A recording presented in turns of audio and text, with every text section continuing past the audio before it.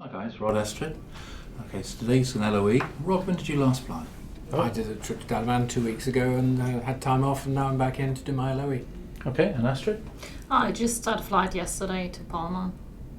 Good, so sounds like you're both recent and current. So before we start into the LOE, could I just check your licences please, or pass them over to me and I'll check them in a little while. Thank you very much. Line Orientated Evaluation, this is similar to a line check in the simulator, and I'll be effectively the line check captain for today. So what we'll be looking at is a number of events, and within those events I'll be able to choose sort of sub-events effectively, and with those we'll be able to assess how pilots are reacting with the threats and errors that we see and how they manage those risks. We'll also be covering a number of events in the briefing to see to check on your knowledge, etc. Any questions so far? No, it's fine, thank you. No, I'm fine. Okay, so in today's LOE, the auto throttle is going to be unserviceable. So how will this affect you? Rod? I can't really see any issues. I've flown for over 20 years without any autopilot and auto throttle. I can't see being any problems. And Astrid? Well, there could be many issues, from monitoring due to low arousal state to considering thrust settings at different phases of flight to go-rounds. We need to be alert. Good point. Well done. Yes. Excellent. So it sounds like you're well set up as a crew to deal with the unserviceable auto throttle. We've also seen some issues with icing recently, sometimes from tanking into a destination and also sometimes with hoarfrost on the top of the wing. So what is the limit that we're allowed on the underside of the wing? Rod? Well, obviously I always check the aircraft when I do a walk round, and I would always be very concerned if... I would generally make sure there's no frost. No frost at all? No, I would just make sure the airplane is alright as far as the frost is concerned. So what sort of limit would we put onto that then? Just as long as it's reasonable. Astrid, is that correct? A build-up of 3 millimeters is the acceptable limit. Yes, that's exactly right. Good. And what about on top of the wings, if we had some frost on top of the wings? As you said earlier, if you've been tanking or if you've spent a long time at high altitude, the frost will almost certainly show the outline of the fuel tanks, and that must be de-iced and cleared before you proceed. Good, excellent. Well done. One other area that we again have threats to is circling approaches. So what is the protected area for a Cat C aircraft? Astrid? An arc of 4.2 nautical miles from each runway threshold. Do you agree with that, Rod? Oh, the figure of 3.7 comes to mind. I was thinking that would be the... It's 4.2 nautical miles. 4.2? 5.2? 5.2, that's interesting. So what would 5.2? Oh, that must be for the Cat D aircraft. So 767. Right. And is it 5.2? Astrid? I think so. It's 5.28 nautical miles. Okay, so we have 5.28 nautical miles for a Cat D aircraft and 4.2 nautical miles for a Cat C. Okay, good. Right, to summarise today, this is an LOE from Gatwick to Dalaman. It's a constituted crew, so as a constituted crew you operate normally and you make the decision who's going to be pilot flying and pilot monitoring. So have you made that decision? I don't mind at all. What would you like to do? Happy to start? Yes, Astrid can start. Okay, so Astrid, you're pilot flying. So as a crew, you've got to make a decision on the fuel, and once you've made that decision, if you let me know what it is, and I will put that fuel into the tanks for you. Do you have the flight plan? Yeah, handy? sure. Thank you.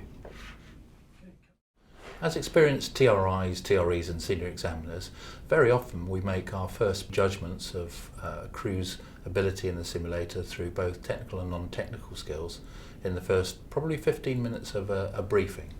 So today what I've witnessed so far is that the technical skills or technical knowledge of Astrid and Rod appear to be very different. Astrid appears to be technically pretty competent. Rod seems to have forgotten quite a lot of the technical knowledge, and this could potentially lead to an authority gradient or misgradient in the simulator when we go in there.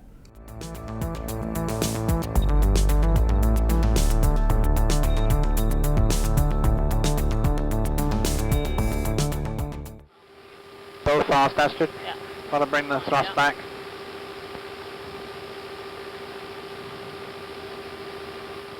Oh, what's that? Right generator of QRH. Okay, if you have a look, you've got right AC bus as well. That's a better drill. That'll cover both of those failures.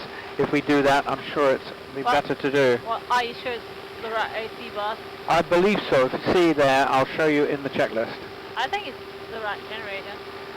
It is also the bus failure, I think, is the criterion here. Let's have a look. So page 6.1, right AC bus not powered. Right, here we are, gen control switch, off then on. That's the one that you're saying has failed. It's off and then on. That appears to be coming back. Make sure that's all right.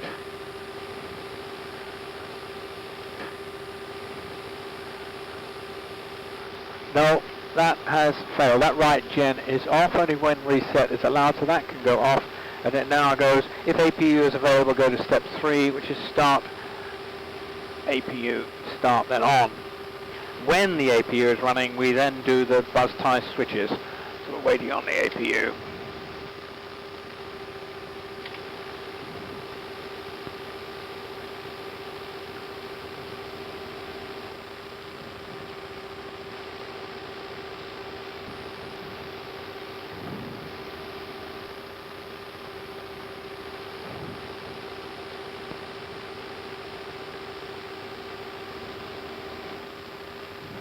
So we're waiting for the APU here. When the APU is running, we then start to reset the AC buses.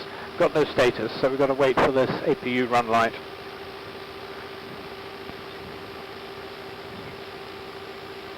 Should be up in about another 20-30 seconds. Choose one, both bus lights. Right. So we've got to now choose one. What did you start it? Yes, it's running, should be. Select that there. Ah, there's the APU running, and the next step is attempt 1 reset only, left buzz tie switch off, then auto buzz tie switch off, then auto, there we go, attempt 1 reset, right buzz tie switch off, then auto, stick shaker recover, lower the nose, bust, there we go.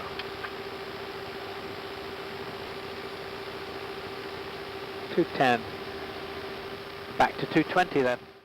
Okay, I've just come out of the simulator and about to conduct the debrief. What I witnessed in the simulator was an LOE event where the stick shaker occurred.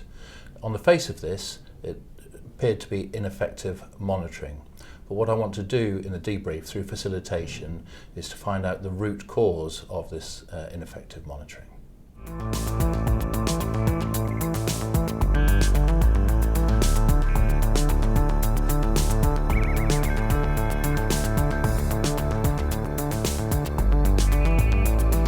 Okay, well done Rod Astrid, pass your LOE today. Having said that, we did need to retest one item, and that item was the stick shaker that went off during the AC buzz event. And the stick shaker went off through the lack of the monitoring of the safe path of the aircraft. What we did later on is we looked at a flap slat problem on the approach, which you dealt with very well and you monitored very effectively. So that's why we passed the overall LOE. So what I'd like to do now is to be discussion based, debrief, where we interact and you guys interact with each other as well. And we want to look at things that worked particularly well and those items that you would like to improve on for next time. So where would you like to start? Well, I of course would like to talk about that stick shaker event. Okay, so let's go to the stick shaker event. What I'd like you to do is to discuss it between yourself as to why it occurred. You were pilot flying at that instance. How do you feel it occurred? Well, I was kind of distracted. I was trying to cross-check what you were doing at that stage and I wasn't monitoring the speed. Okay, were you monitoring what I was doing? Because I was going through the checklist. Yes. I was trying to show you the checklist and show you that each stage was being accomplished as per the steps in the checklist. Was that no good for you? Did you not feel that you were involved and you were part of the team doing the checklist? Yeah, well, yes, kind of. I mean, I'm sorry, really. I guess it's because of the brief. You were answering these questions kind of not very precise. So I was unsure about your ability, I guess. Oh, I see. That reflected on how you felt I was doing things at other times. I'm sorry, but when I checked some of the details prior to the briefing, the first page I printed off was in fact in kilometres rather than nautical miles, so I that see. caused me to be a bit apprehensive when I responded in the briefing. But I was trying to include you and show you the checklist and show that we were doing it together because I felt that you wanted to monitor what I was doing. Yeah, I mean, I guess I would have felt a lot more comfortable with you doing the QRH when you had answered these questions really precisely, but I mean, now I know why you didn't kind of got confused with that, so you really... Okay, so let's go to the QRH drill that you went to, Rod. You decided to go to the AC buzz rather than generator off, which actually shows a good level of system knowledge in reality, and you probably saw that later, Astrid. So what I would say about your QRH is you held it up in front of you. I tried to show Astrid I was doing everything she appeared to want to know, that I was going properly through the checklist step by step. So were you monitoring the flight path of the aircraft? Obviously not, otherwise I hope the event would not have occurred. I was concerned that we did the checklist correctly and paying attention to the fact Astrid seemed to want to look to see what I was doing. Well, how were you holding it? I was holding it quite high and across so that we could both read it because I knew Astrid was really concentrating on each action that I was doing. And what other effect do you think this had? So that we could both read it. Okay. I see your point now. It was exactly in front of the instruments and I wasn't able to see the airspeed indicator past the checklist. Absolutely. So what would you do in the future? Hold it much lower and concentrate more on the monitoring of the flight and doing the checklist in the correct order. Good. So looking at the checklist, monitoring the aircraft, going back into the checklist. Time sharing and making sure the monitoring is done correctly. Yeah. Okay, excellent. Good. What about you then, Astrid? Because you said that you weren't really sure about Rod in the brief and his accuracy of the questions, but he actually dealt very well with that QRH with regard to choosing of the drill and showed his level of knowledge. So how would you deal with that one next time? Well, I guess I shouldn't have judged him in the briefing and just waited and see how we get along in the simulator. Okay, and from your side, Rod, you can see how your interaction with Astrid, and I could see the body language in the briefing, that she was looking at you as a little bit questioning as to why you didn't know some of those answers. So Really? I didn't know. Okay, so how could you deal with that so that you have the complete trust, I suppose, of the other crew member?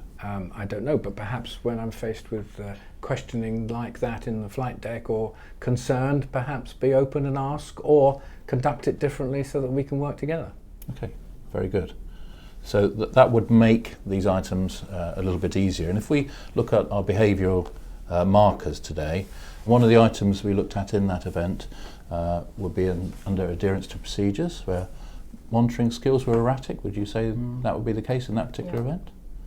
Okay, and that's in the sort of fail area there. But having said that, when we got to the flap slat later on, that moved well up into the good area of adherence to procedures. So what other behavioural markers would you... I was going to ask from the subsequent exercise we did in the simulator, how was the teamwork? What did you see while we were doing that? Did you feel you were involved? Well, later on, yes, of course. I mean, Fine. So hopefully that removes the problem and allows us to work together in the future. Yeah, absolutely. And it seems like now, having discussed this, you would probably work very well together in the future and have a lot more trust between you. Is that the case? Yes, yeah, certainly. Absolutely. Good, excellent. Well, while we were on that stick shaker event, what did actually work well? Well, the recovery, I guess. Yes, you recovered straight away. Yeah, got some good call-outs by you. Okay, about thank the you. speed. Yeah, sure. Good. So yes, it was a good recovery, but obviously in a situation that we don't want to get ourselves into in the first place. Okay, so to summarise, what would you take away from today's LOE to the simulator next time, or to your line flying? Well, I would certainly not forget that my primary role as pilot flying is to fly the aircraft, and also not to kind of prejudge someone when not answering correctly the first time. Excellent, well done Astrid. And for you, Rod? Emphasis on monitoring skills while doing other functions, and obviously if I see some concerns on the other side of the flight deck, perhaps not during a drill but at another time, be open and ask what the problem is and be able to discuss it beforehand. Good, and probably one more item to add there would be level of knowledge, to show that level of knowledge in briefing and being able to raise that game, and that will affect, possibly, you saw how today it affected some of the non-technical skills and behaviour across the cockpit, so good. Certainly. Well done. As instructors and examiners, we need to comply with the requirements of EASA AMC1 FCL 920, Instructors Competence and Assessment. It's really important that the CRM assessment begins in the briefing phase and the instructor is able to dig deep into the knowledge of the candidates. The first clues in the briefing did actually materialise in the simulator, so the body language of the two trainees was really important in understanding where they were probably going to go to when we got to the simulator side of it. In the example we saw today, we witnessed poor monitoring skills from both pilots. We have shown how important it is to identify the root causes using a facilitative approach. This approach should be used both in the brief and the debrief. Listening skills are a key part in facilitation. Linking the witness body language of the pilots in the briefing room to the breakdown in non-tech skills in the flight is a very powerful display of observation and will be readily recognised by the crews because it was what they were thinking. For the captain, it would have been a very serious wake-up call. Recognising the positives and always ensuring that you look for good behaviour and through praise will reinforce for the future, and this is vitally important. The most important outcome is the lessons learned that the two pilots are going to take away and apply to their flights.